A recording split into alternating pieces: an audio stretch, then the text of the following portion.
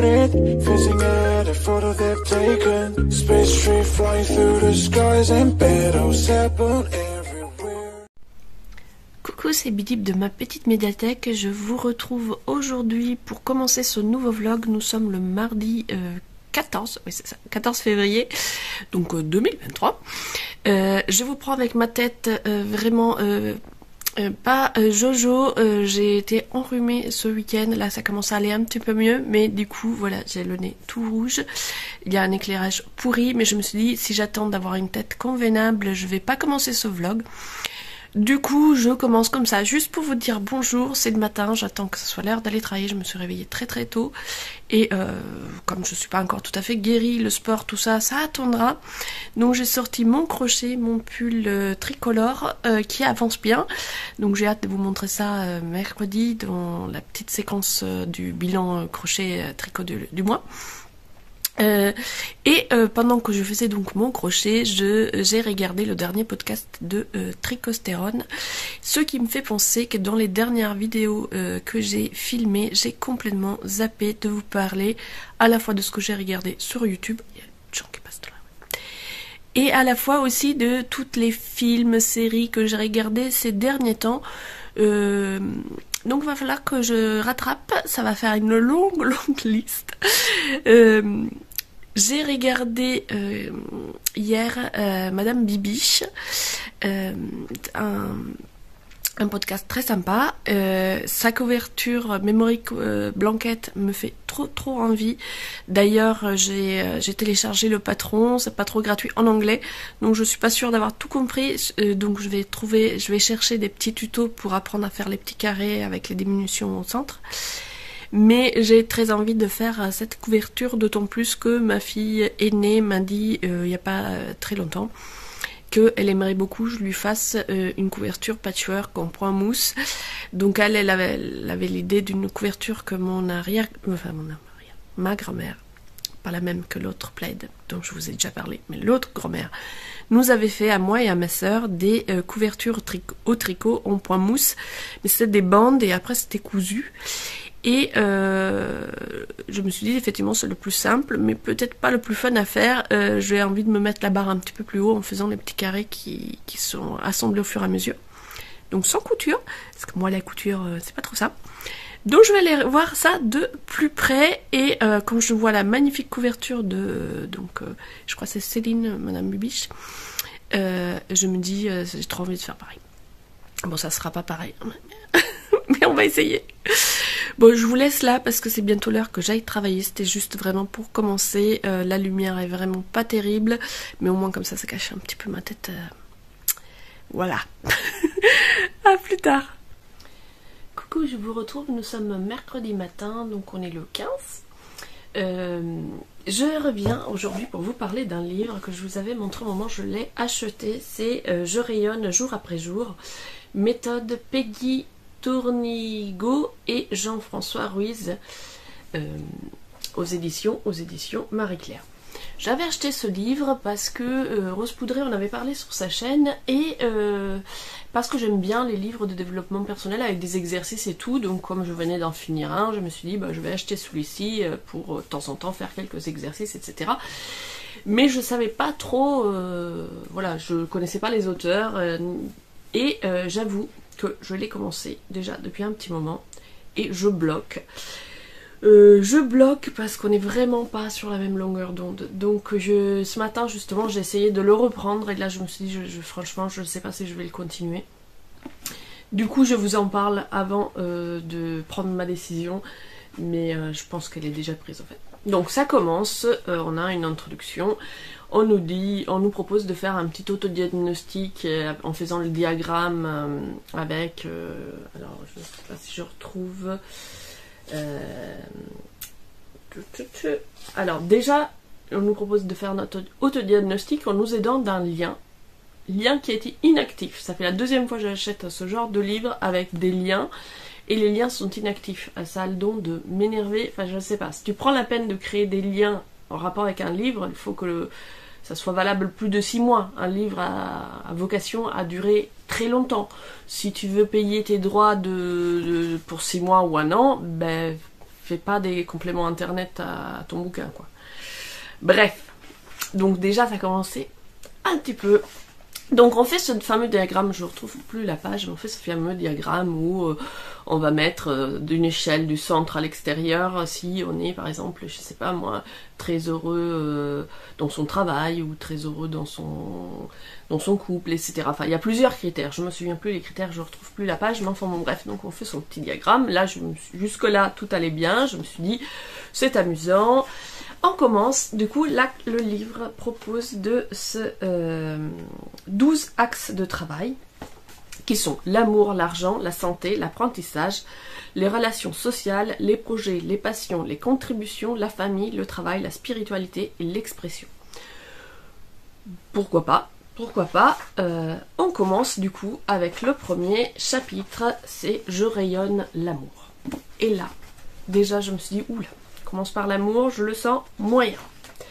Et mes appréhensions se sont effectivement réalisées. Alors le premier truc qui déjà m'a fait tiquer, c'est que ce livre s'adresse exclusivement aux femmes, et aux femmes cis hétéros.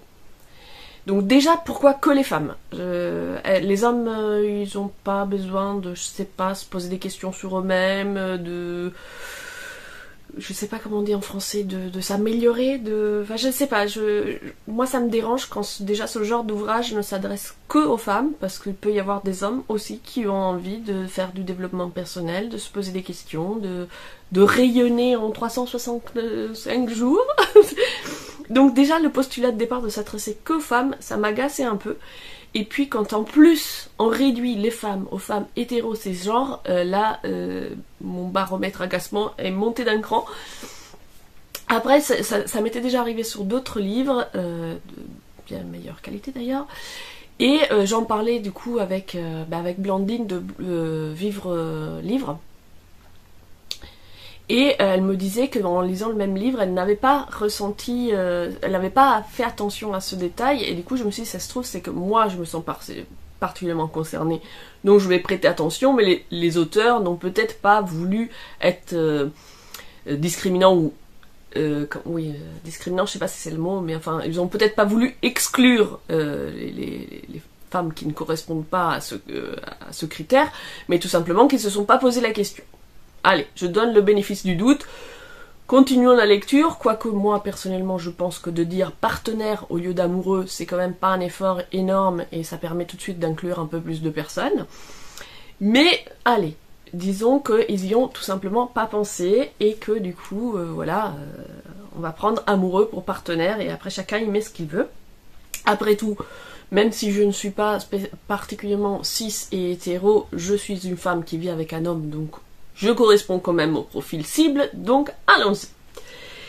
La première partie du coup sur l'amour, franchement je l'ai trouvé très bateau. Il y avait un petit truc assez rigolo que j'ai bien aimé faire, c'est les 7 déesses rayonnantes. Donc on te propose 7 profils de déesses qui correspondent à des... on va dire des 7 profils de type de femmes, très grossièrement on va dire, hein, parce que bon c'est très réducteur, mais voilà, par exemple Aphrodite, ça va être la femme séductrice, etc. Et donc on lit les 7 descriptions, et après on essaie de déterminer quelles sont les déesses qui nous ressemblent le plus. Du coup j'ai trouvé cet exercice assez rigolo à faire, et d'ailleurs je l'ai fait, et après j'ai lu les 7 descriptions à mon chéri pour voir si on trouvait tous les deux la même réponse, et ce n'était pas le cas, donc c'était rigolo. Donc ça c'était un exercice sympathique, voilà, j'ai trouvé ça sympa. Ensuite on passe à la deuxième semaine, identifier les besoins de l'autre. Là c'est pareil, j'ai trouvé ça très très bateau, mais il y a quand même un truc qui était intéressant, c'est les 5 langages de l'amour, à savoir que ce sont le toucher, les cadeaux, le temps de qualité, les services rendus et les mots, c'est-à-dire les façons dont on va exprimer son amour, et qu'en général, si quelqu'un exprime son amour d'une de ces façons, c'est que c'est la façon que lui aime, lui ou elle d'ailleurs, que la personne qui exprime par exemple son amour par des mots en disant je t'aime, etc., ce qu'il a envie, c'est qu'on lui dise je t'aime. Si la personne exprime par le toucher, c'est qu'il a envie d'être touché, etc., etc. Donc voilà, c'était pas une révolution, mais c'est une réflexion intéressante. Ça permet de se poser la question de dire tiens, comment mon compagnon ou ma compagne m'exprime son affection, et peut-être que ça veut dire que c'est ce que lui ou elle attend, et du coup changer son... Parce que si par exemple on lui rend des services et que lui il attend qu'on lui dise je t'aime, il va pas se rendre compte qu'on est en train de... Donc ça c'était intéressant. Et là j'ai bloqué à la semaine 3. Entretenir la flamme. Déjà, commencer un bouquin de développement personnel où on parle de l'amour, et en fait ce n'est que l'amour d'un couple, encore une fois, cis hétéro. Moi j'ai l'amour, oui, mais on est sur du développement personnel. Commençons par l'amour universel, l'amour de soi, l'amour de l'autre au sens général, et pas entretenir la flamme de mon couple. Donc bon, déjà là on n'est pas sur la même longueur d'onde, mais toujours bénéfice du doute, c'est pas parce que moi je pense à un amour universel que l'amour du couple n'est pas important, donc allez, vas-y, intéresse-toi à l'amour du couple. Je vous lis le premier paragraphe de la semaine 3, et j'ai bloqué. Quelle que soit la nature de leur relation, hommes et femmes n'ont pas les mêmes attentes. Bon, déjà là... Ouais, ok. Le véritable souhait d'un homme est de pouvoir rendre sa femme heureuse. Je dirais, moi, que le véritable souhait d'un homme est d'être heureux. D'ailleurs, le véritable souhait d'une femme est d'être heureuse aussi. Au passage, d'être heureux en couple, mais bon. La savoir de bonne humeur, la voir sourire et rayonner, il aime la tranquillité et la paix. Sans le vouloir, cela conduit parfois à laisser une grande routine s'installer. Alors déjà, le rapport entre il aime sa femme souriante et installer la routine. Yes, why? Il aime la tranquillité et la paix. Ouais, parce que les femmes par contre elles aiment pas. C'est vrai, on n'a pas les mêmes attentes, on n'aime pas la tranquillité, on n'aime pas la paix, on aime bien qu'on nous prenne la tête, puis on aime bien surtout faire le ménage, hein, c'est vrai. Et puis surtout on n'aime pas la routine, parce que évidemment personne n'aime la routine. Enfin je sais pas, moi perso j'ai pas de problème avec la routine. D'ailleurs un peu plus de routine, genre un peu plus de vaisselle, un peu plus de trucs comme ça me va moi, si tu veux un peu plus de routine et faire la vaisselle tous les soirs. Donc déjà là je me suis dit on part pas du tout sur le même contexte. Mais peut-être que voilà, voilà l'interprétation des mots... Te surexcite pas, essaye de lire le chapitre quand même. Alors j'avoue que le chapitre je l'ai lu en diagonale parce que ça allait d'agacement en agacement. Donc je vais 2 pages plus loin et le stockage des ressentiments. Nous allons maintenant partager avec vous une des pépites de ce livre. Attention, pépite. L'homme aime se sentir admiré, même pour ces petites choses qui, à vos yeux, sont insignifiantes, entre parenthèses, comme faire la vaisselle ou sortir de la poubelle, par exemple. Attention, au cas où ça ne serait pas assez clair, on nous précise. Il a fait des efforts pour vous rendre service? Remerciez-le. Soulignez ses bonnes actions. Vous l'aiderez ainsi à remplir son réservoir d'amour. Il est vrai que pour les femmes, ce comportement est contre-intuitif, voire agaçant. Ben ouais mec, au fait, s'il sort la poubelle, il m'a pas rendu service. Je vais pas lui donner une médaille, je vais pas lui dire merci. C'est le strict minimum syndical pour vivre en communauté, en fait, sortir la poubelle. C'est pas ma poubelle. Il me rend pas service en faisant la vaisselle. La vaisselle, on l'a salie ensemble, la poubelle, on l'a remplie ensemble. Alors oui, moi je fais, hein, ça je fais toujours. Quand il sort la poubelle, je le remercie toujours avec beaucoup de sarcasme, en lui disant « Tu veux une médaille, mon amour ?» Enfin, à un moment donné, faut arrêter, on est en quel siècle? Il a été écrit quand, ce bouquin? Ça, je vais vérifier, hein. Il a été écrit quand, ce bouquin? Enfin bref, je sais pas. Mais là, j'ai halluciné, je dis genre, votre super conseil, la pépite du bouquin, c'est qu'il faut remercier son mec d'avoir sorti la poubelle. parce que comme ça il va se sentir utile, il va se sentir tout bien dans son ego, etc. Non mais ça c'est pas le problème. Le problème c'est faites un bouquin pour les mecs qui explique que non, on va pas te remercier quand tu sors la poubelle, parce que c'est normal de sortir la poubelle, et que ton ego, ton amour propre devrait pas être basé sur les compliments qu'on te fait quand tu sors ta poubelle. C'est ça qu'il faut faire les gars, c'est pas nous dire à nous de vous cajoler comme des enfants maternels en fait. Je sais pas. Et quand même, du coup, parce que le paragraphe il explique longtemps hein, qu'il faut dire à son mec merci pour avoir sorti la poubelle. Et donc il t'explique que même si tu trouves ça contre-productif et parfois agaçant, qu'est-ce que tu veux? Tu veux un mec qui soit attentionné ou tu veux un mec fermé et désintéressé? Parce que bon, sinon l'accumulation des ressentiments, après ça peut faire sauter le couple. Ben j'ai envie de te dire, si le mec, il est pas capable de sortir la poubelle sans avoir une médaille, et que si je lui dis pas merci, ça peut faire sauter mon couple. La porte, elle est là-bas, vas-y. Voilà. C'est pour vous donner le ton du bouquin. Donc voilà, quand j'ai lu ça, j'ai halluciné. J'étais là genre, je l'ai relu 3 fois en me disant mais j'ai bien compris ce qu'ils disent. Là, ils sont en train de me donner le top conseil de dire merci à mon mec quand il sort la poubelle. Pour avoir une vie de couple saine et harmonieuse, et surtout équilibrée et équitable et moderne. Du coup, on saute le reste, hein, on va direct à la semaine 4, et là, sexualité, mieux se connaître. Je me suis dit, bon, ok, d'accord, tu commences un bouquin sur le développement personnel, tu dis qu'il faut remercier ton mec quand il sort la poubelle, et après on va s'intéresser au sexe, parce que c'est sûr que, bah, arrivé là, je sais pas, ça va être quoi la prochaine pépite, là, je même pas lu.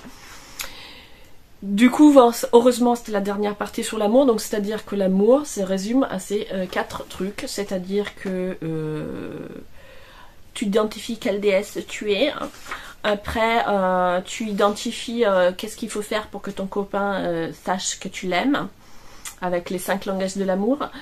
Après, tu apprends à lui dire merci quand il sort la poubelle. Et enfin, laisse sortir la puissance de femme qui est en toi pour révéler ta sexualité. Et là, tu seras heureux. Est-ce que j'ai envie de lire la partie sur l'argent? Non. D'ailleurs, j'ai quand même lu l'introduction. Après, la mise en page est jolie. Hein. Quelle est votre relation à l'argent?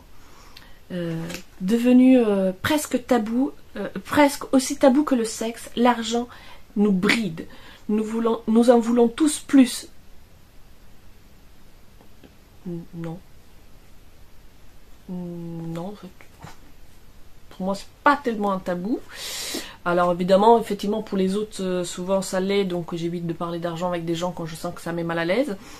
Après, est-ce que je veux plus d'argent? Ben non. Je veux plus de temps pour vivre. Je veux plus de temps pour profiter de ce que j'ai déjà.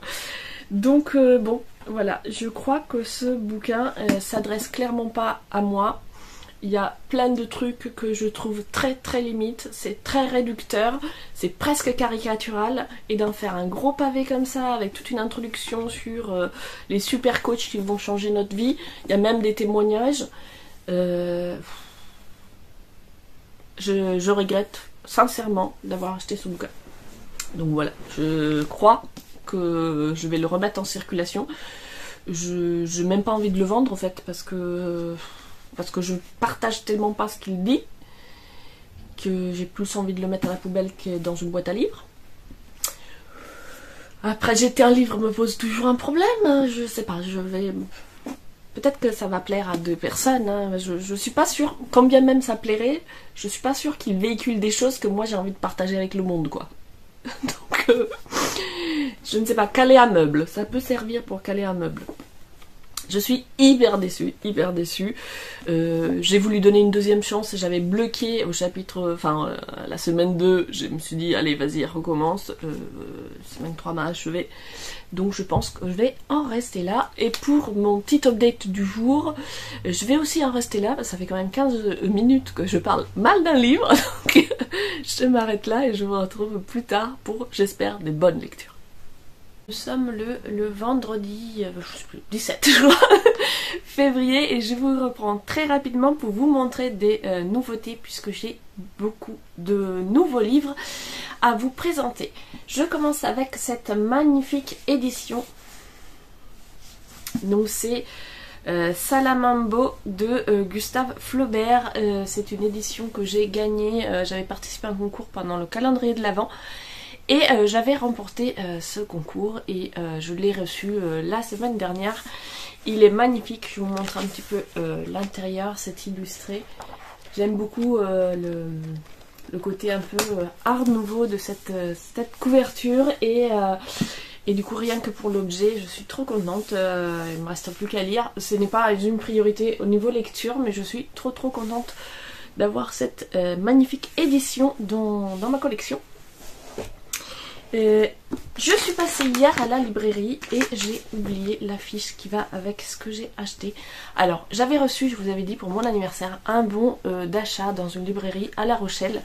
Et il se trouve que hier les trains pour rentrer chez moi étaient annulés, donc j'avais le temps. Je suis allée flâner donc à la librairie Calligramme à La Rochelle. Et j'ai pris un petit Cozy Mystery de Anne Granger. C'est la série de Lizzie je crois. Oui c'est ça, c'est Lizzie Martin. J'en ai lu 2. Il n'avait que celui-ci, donc je n'ai pas regardé le combienième tome c'était dans la série. Je l'ai pris parce que je me suis dit que de toute façon, comme ce sont à chaque fois des enquêtes séparées, c'est pas grave si je les lis pas forcément dans l'ordre. Ça se passe donc en Angleterre au 19e siècle. Lizzie est une jeune femme issue d'une famille un peu bourgeoise. Son père était médecin mais il est décédé, donc elle se retrouve dans le premier tome, elle part à Londres pour être femme de compagnie, je sais plus comment on appelle ça, pour une riche tante, et finalement elle adore les mystères, mettre son nez partout, etc. Donc elle va commencer à enquêter sur une première disparition, etc. Et là elle va rencontrer un inspecteur de police et la suite de la série sera, chaque fois, elle est mêlée à un nouveau mystère et elle peut pas s'empêcher de mener sa propre enquête. Et on a le policier qui, lui, de son côté, mène aussi l'enquête. Et donc voilà, c'est 2 personnages qui mènent l'enquête à chaque fois. Donc je vous dis, j'en ai lu que 2. Les 2, j'avais beaucoup apprécié l'ambiance. C'est vraiment du Cozy Mystery comme j'aime. C'est pas glauque, c'est pas sanglant. Enfin, il y a des meurtres et tout, mais l'ambiance, voilà, j'aime bien l'ambiance de donc, cette époque victorienne. Et il y avait tout un présentoir des éditions Piquier qui, comme chaque année en cette période, propose une opération pour le Nouvel An chinois. Et donc pour 2 livres achetés, il y avait une jolie affiche offerte et évidemment je l'ai laissée en bas, je vous la montrerai à une autre occasion, mais j'en ai profité et du coup j'ai pris des livres autant pour moi que pour ma fille, puisqu'elle est qui est passionnée de Chine et de mythologie chinoise, et donc j'ai pris Contes de grand-mère d'Asie. Contes de grand-mère, ils ont toute une collection, donc il y a les contes de grand-mère de Vietnam, contes de grand-mère d'Inde, contes de grand-mère du Japon, etc. Et j'hésitais à chaque fois, j'avais envie de m'en acheter, mais j'hésitais, je savais pas lequel choisir, donc j'ai vu que là ils avaient un gros pavé avec plusieurs pays d'Asie, donc j'ai regardé vite fait voilà, j'y vais y arriver. Donc on a la Chine, le Tibet, on a le Vietnam, le Japon, l'Inde, le Cambodge, et donc ça fait déjà pas mal. Donc plutôt que de m'acheter chaque petit livre, j'ai préféré me prendre la grosse anthologie. Et toujours dans la même veine, j'ai aussi pris Chine, mythe et dieu. Voilà, je me suis arrêtée moi au titre Chine, mythe et dieu. Je me suis dit ça va m'intéresser, ça va intéresser aussi Kyo. Et quand je suis arrivée à la maison hier, elle regarde les livres et fait ah mais super, en plus c'est Jacques Pampano. J'avais pas du tout fait attention, mais c'est un de ses auteurs coup de cœur, donc parfait. Je lui avais déjà passé un livre de cet auteur que moi je n'ai pas encore lu, donc hâte de découvrir. Encore 3 livres dans la palle. Et on a aussi une petite réception donc pour une lecture commune qu'on organise donc avec moi et Kyo. Et si vous voulez vous joindre à nous, c'est avec grand plaisir. C'est à l'école des loisirs dans leur collection Medium Poche. Donc des romans jeunesse dédiés aux femmes de science. Donc il y a plusieurs titres. Nous avons choisi les deux qui nous attiraient le plus. Donc on a choisi Marie Curie et Hypatia d'Alexandrie. Marie Curie, évidemment, on sait qui c'est, mais lire son histoire en roman, ça va être intéressant. C'est un tout petit roman. Par contre, Hypatia, nous ne connaissions pas du tout ni l'une ni l'autre. Ça se passe à Alexandrie au 5e siècle, donc ça promet d'être passionnant. Et celui-ci, c'est un gros pavé, donc hâte de les découvrir. Et voilà pour les nouveaux livres, c'est déjà pas mal. Niveau lecture, j'ai avancé dans une écoute audio puisque je voulais absolument finir les chaussettes pour l'anniversaire de mon chéri. Donc je me suis dit dans le train, je prends le livre audio et mon tricot. Donc j'ai avancé dans Rage Against the Machisme. L'autrice, je me souviens plus, je vous mettrai la petite couverture par là. Je trouve le propos très intéressant. Je suis toujours perplexe par rapport au choix d'un titre en anglais alors qu'on s'intéresse au féminisme en France. Voilà, c'est un choix que je comprends pas. Après, peut-être qu'il y a une ref que j'ai pas ou je ne sais pas, mais en tout cas, le propos est très intéressant. Je suis pas parfaitement convaincue par la version audio. Je n'aime pas la façon dont c'est lu. C'est lu de façon à chaque bout de phrase, un point d'exclamation. Alors c'est pas parce qu'on parle de féminisme qu'on doit avoir un ton revendicateur à chaque phrase. Il y a des moments où tu mets des points d'exclamation parce que tu veux appuyer une phrase, et il y a des moments où tu es juste en train d'expliquer un fait historique, t'as pas besoin de mettre un point d'exclamation à chaque phrase. Donc voilà, cette façon de lire l'ouvrage a tendance à m'agacer un petit peu. Par contre, le propos du livre, je le trouve très intéressant. Donc voilà, elle retrace en fait l'histoire du féminisme en nous parlant des différents mouvements, des différentes personnalités qui ont marqué à certaines époques. Donc de la Révolution française à nos jours. Là, par exemple, hier, j'ai écouté, donc j'étais sur le passage, enfin sur les chapitres qui s'intéressaient au colonialisme. Et aussi ensuite au chapitre sur l'avortement. Donc c'est très intéressant. Je vous reparlerai, il me manque encore 1 heure d'écoute, donc je vous en reparlerai quand je l'aurai fini. En tout cas, si vous êtes intéressé par l'histoire du féminisme et découvrir un peu plus sur les différents mouvements, etc., ce livre est plein d'informations, c'est très intéressant. Je vous retrouve peut-être un petit peu plus tard pour faire des updates.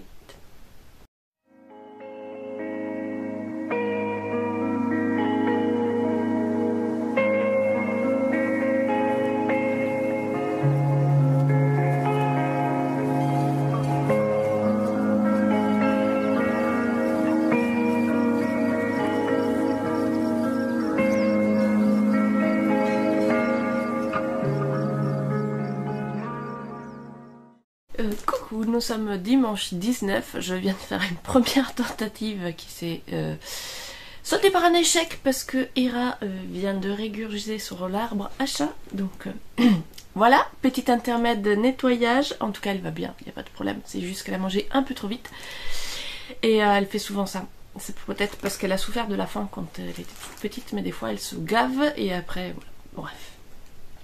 Donc j'ai pris avec moi une nouvelle chaussette, donc j'ai terminé vendredi les chaussettes pour mon chéri et j'ai enchaîné directement sur une nouvelle paire que je fais avec une laine différente, enfin la même marque mais qui n'est...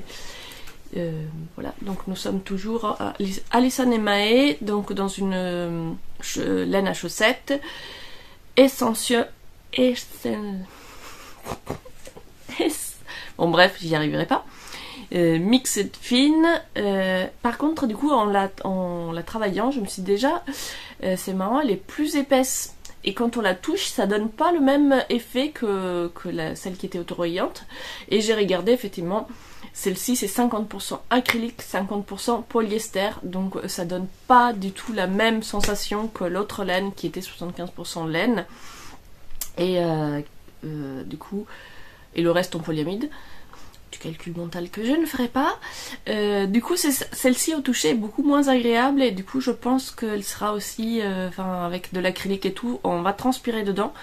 Donc, plutôt que de la porter en mode chaussette, je pense que j'en vais la porter en mode sur chaussette pour la maison.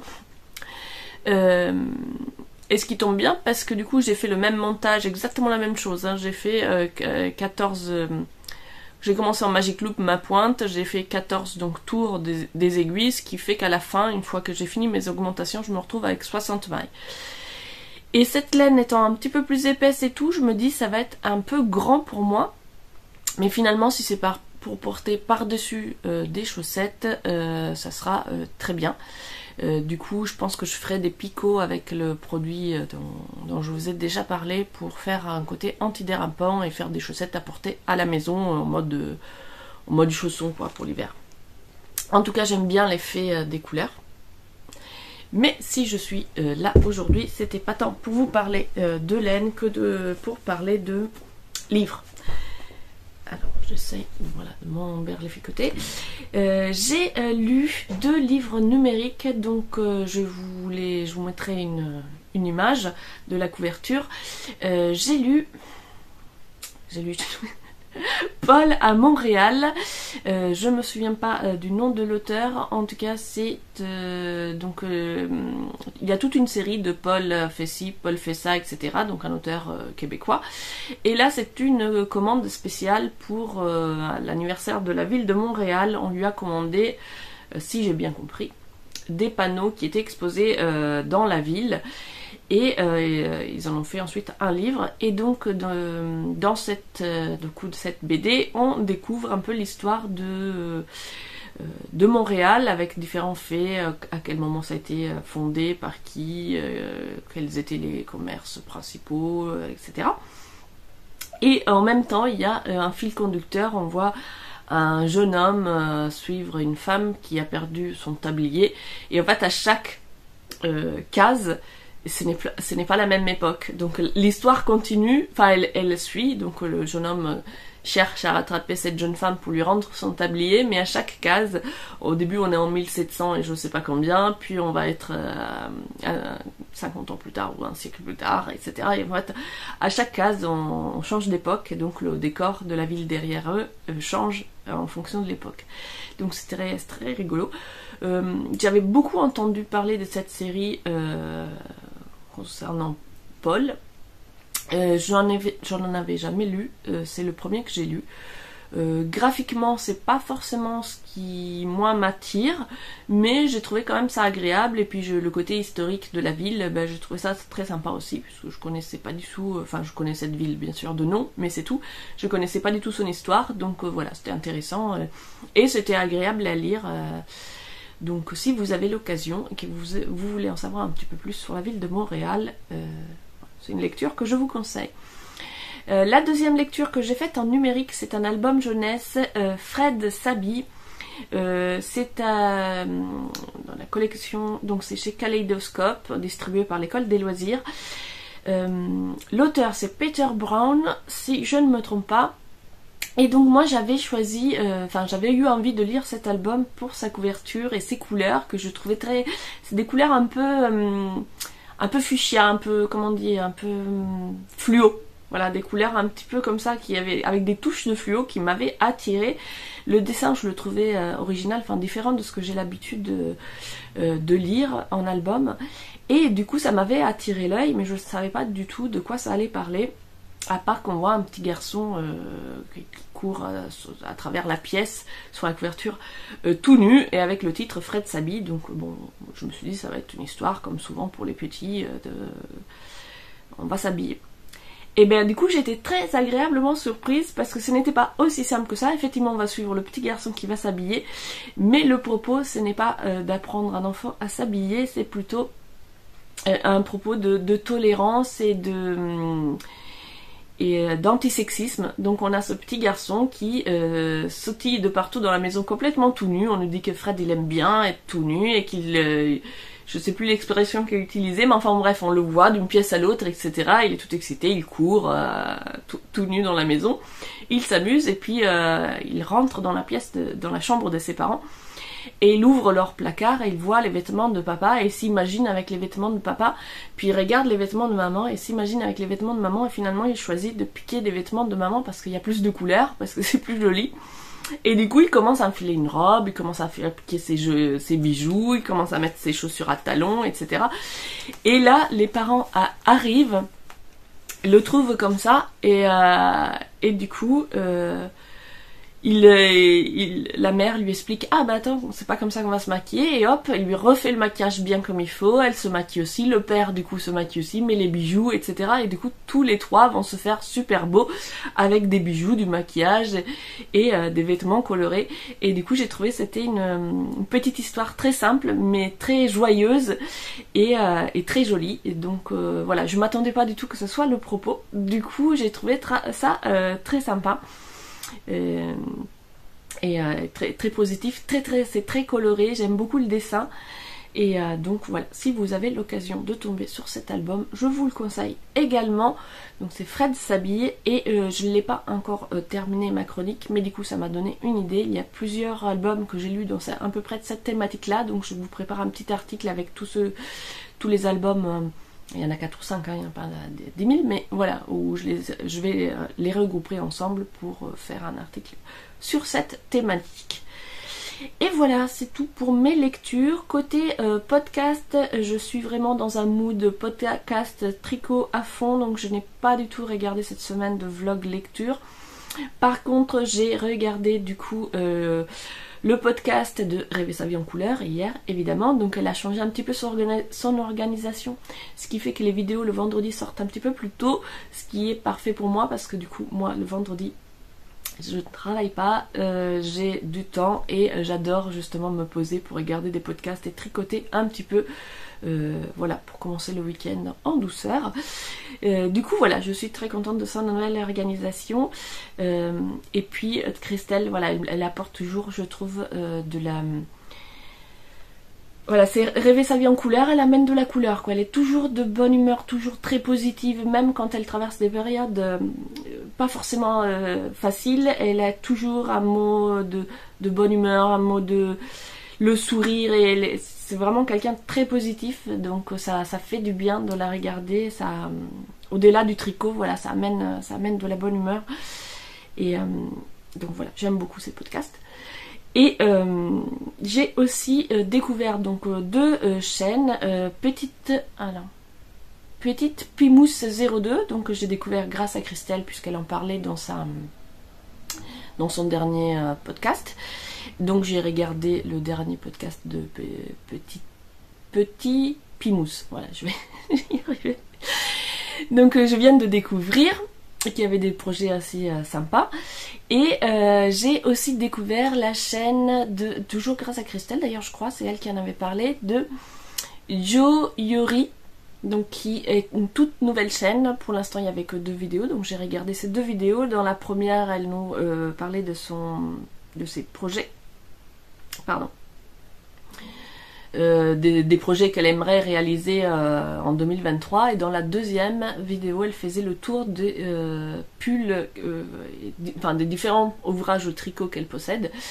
Et moi j'aime bien quand regarder les vidéos justement où on montre toute sa garde-robe de tricot, parce que c'est encourageant de se dire que bah voilà, avec un peu d'entraînement on pourra avoir aussi de si jolies pièces dans quelques années, hein, parce que moi j'ai pas le niveau encore, mais j'ai très envie de me lancer dans mon premier pull là.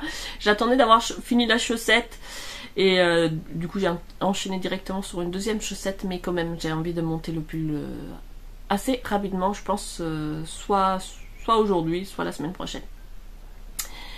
J'ai sans doute regardé d'autres podcasts dans la semaine, mais voilà, comme j'en regarde beaucoup et que je sais plus desquels j'ai parlé, desquels je n'ai pas parlé, j'avais dit que je ferais une liste, mais en fait ma liste elle était tellement longue que je vais pas vous... Voilà, je m'excuse pour ceux que j'ai regardés, je ne cite pas, mais voilà, je les cite au moment où j'y pense, sinon ça ferait catalogue. Donc voilà. Je conclus ici ce vlog lecture, crochet, tricot. J'espère qu'il vous a plu. Je remercie tous ceux qui sont arrivé jusqu'au bout. N'hésitez pas à me laisser des petits commentaires, ça fait toujours plaisir. Et puis si le cœur vous en dit, à vous abonner. Et moi je vous retrouve dimanche prochain pour un nouveau vlog.